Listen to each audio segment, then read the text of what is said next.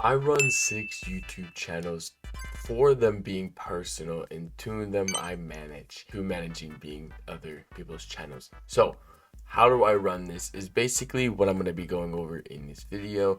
And I want to go over in this video because you simply can make a lot of money on YouTube. And in fact, you do have a time and you do have time for a lot of different channels. So in this video, I want to just completely show that. Now, I do a lot of this on my stream, so y'all could definitely tap into that, as well as I have Devoted to Motion, which is a Patreon, where as of right now, everything I have there is free, which is just stuff I just don't normally post on YouTube.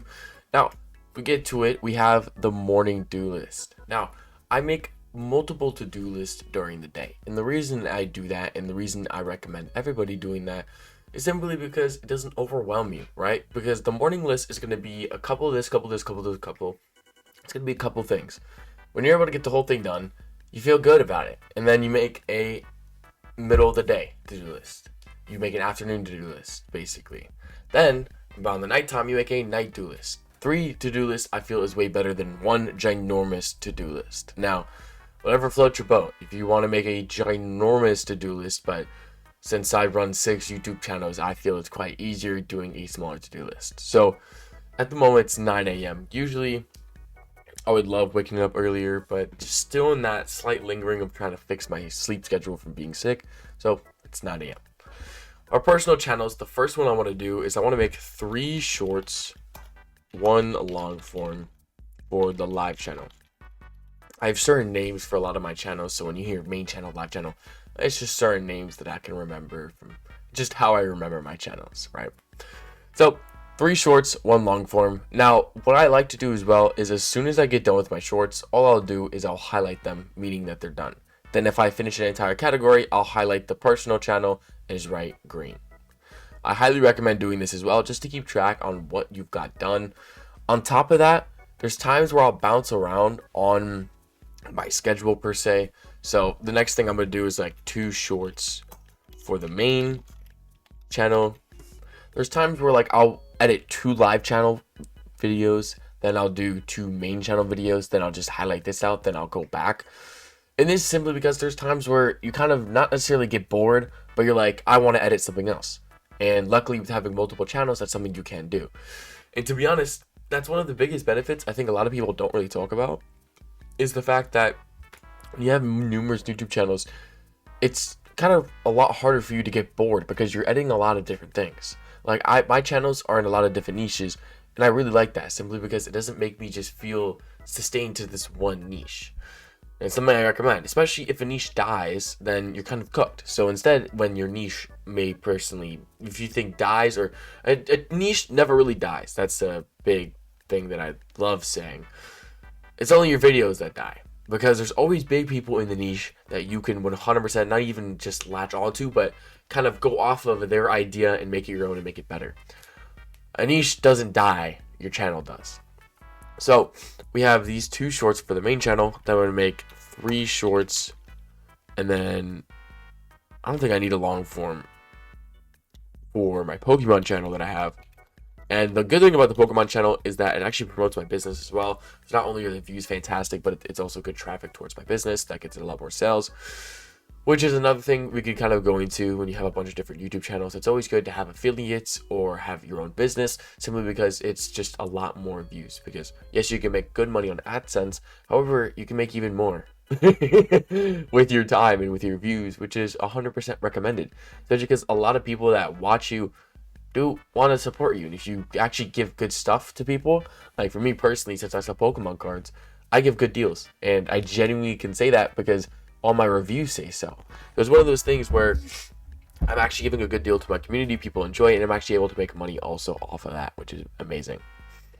Now, the final thing I'm going to do when it comes to my channels is going to be the Clash channel that I have. So I'm going to do 3 shorts, and then I also need to ponder on long form. This channel is stuck right now when it comes to long form content. Now, the reason I say that is because I'm kind of stuck on where I want to take the channel, because the channel that I'm talking about is one of those channels where it did really well for long videos. I'm talking like hour long plus. However, this was back at a time where I only had, I believe, 2 good viewing channels, which is the Pokemon and Live channel at the time. This was before I was able to get the main channel popping, and this was before the Clash channel was monetized. So I was posting 1 hour long videos, which did very, very well. And then I started posting just a couple shorts just to see how it do, because I was playing Clash Royale so much. I'm like, might as well just keep posting this, right?